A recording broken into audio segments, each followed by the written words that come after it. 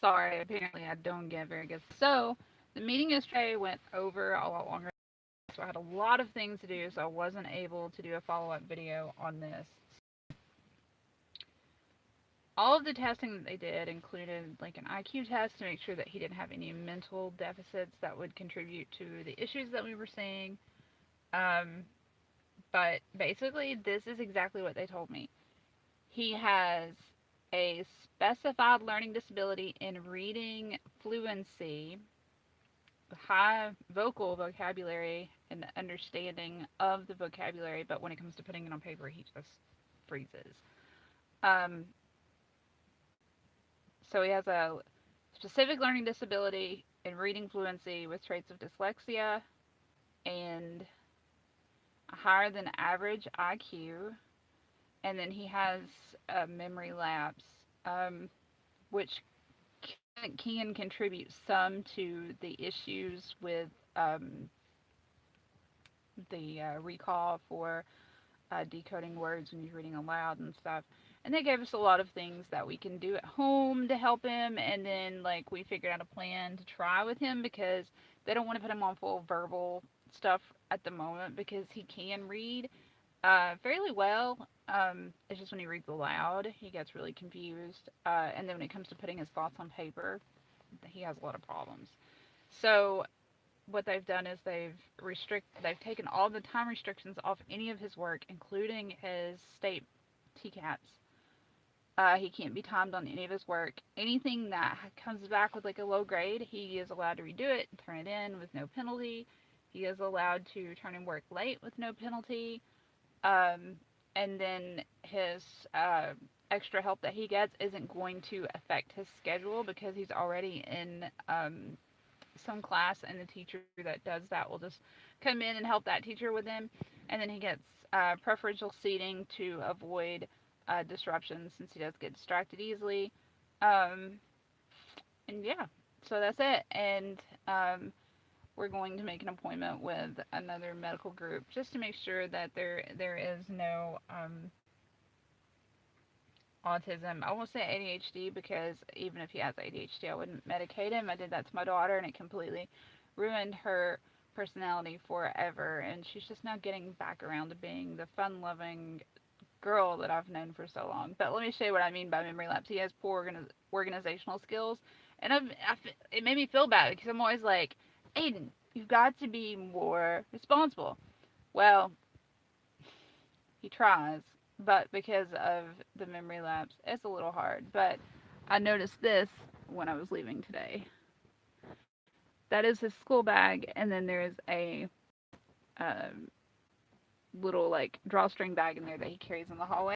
Has his school iPad in it and like his schoolwork and stuff. So yeah, but part of helping him be more responsible is not taking everything to school when I realize it's gone. I feel horrible, but it is what was recommended. A couple other things we'll be looking into as far as helping him with this. Um, so, I mean, it sucks that there is something there, but I'm glad that we found it. I just wish that they would have taken my thoughts seriously. He's back in wrestling. I don't know when he'll actually start wrestling, like in tournaments, because he's gonna do AAU where Caitlin is TSSA or TAAS. I don't know. She wrestles for the high school. But they practice together. He went last night, and actually, that is part of what they do is work on more things that piece together like a puzzle. And I know this is gonna sound crazy to some of you all, but wrestling is kind of like a puzzle because you have to figure out a chain of move sets or skill sets to offset or defend something that somebody's trying to do to you or to get the pin or whatever to get the points. So, and he really looks at it as a puzzle. He does skateboarding the same way too. Like if he's going to do something, he stops and he's a real critical thinker. He wants to stop and figure out like the best way to approach it. And I guess that's why we've really not had that many accidents with him skateboarding yet, is because he does stop and think. Some people may think he overthinks, but he stops and thinks about that. So um, yeah, he's had very few like accidents. One that was, it took him to the hospital, but it wasn't horrible. Um, the biggest thing has just been road rash, but that's to be expected. Um, so yeah, and the reason why I go live on here from my car is because I don't get good signal in my house at the moment. And what I'm actually trying to do with Aiden is I'm going to try to get him Gizmo. Some of you may know what that is. So I'm able to track him where he's at because he does have a problem with remembering to call me and tell me things like if he's not going to be on the bus, if he's going to stay over after for like gaming club or pep band or now wrestling, or if he's going to come home. That way he doesn't get here and nobody's here. And then that way I can call him and he can call me. We've tried cell phone with him. It's very expensive, as most of you all know. And with him, um, he had his phone from January to like August, September, and we already had to get a replacement, and that replacement is already cracked, and it's not even on. It's not been on for quite some time, so it has gotten cracked from him using it just to listen to music and the hook to Wi-Fi. So yeah, I think right now the Gizmo is going to be the better option for us because apparently it's like $5 a month through Verizon, and there's so many things that you can do with it, including to-do list, and then program 10 numbers that can contact him and he can call out on. And if I try to call him, like if he's at pet band and I try to call him and he doesn't answer, I can at least hear where he's at and that he's okay.